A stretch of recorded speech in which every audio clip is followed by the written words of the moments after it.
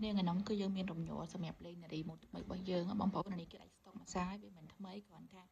អាចស់យើងនឹងគឺដាច់ស្តុកមួយសាឥឡូវទៅចូលថ្មីអញ្ចឹងចានេះបងប្អូនប្រអប់មកជាប្រអប់របស់គេបែបហ្នឹងប្រអប់របស់គេចានេះមានពីរពណ៌ឈូកហើយនឹងពណ៌ស្វាយចានេះយើងប្រើសាកថ្មបងប្អូនណាគេមកប្រអប់របស់គេអញ្ចឹងនេះកន្លែងគេសម្រាប់សាកថ្មចានេះបងប្អូនឃើញទេចា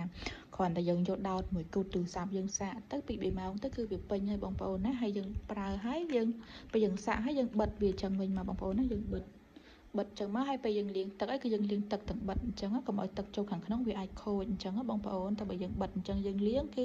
អត់មានបញ្ហាអីទេចាហ្នឹងហើយនេះវិញកន្លែងគេសម្រាប់យើងចុចបជាបងប្អូនណាយើងសកត់វាតិចទៅគឺវាចេញញ័រមកហើយអញ្ចឹងណា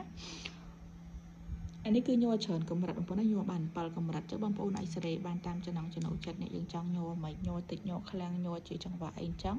យើងស្រឡាញ់វាណាយើងអាចប្រើមួយនឹងបានអញ្ចឹងបងប្អូនចានេះជ័រស៊ីលីកូនល្អយើងប្រើទៅគឺអត់មានបញ្ហា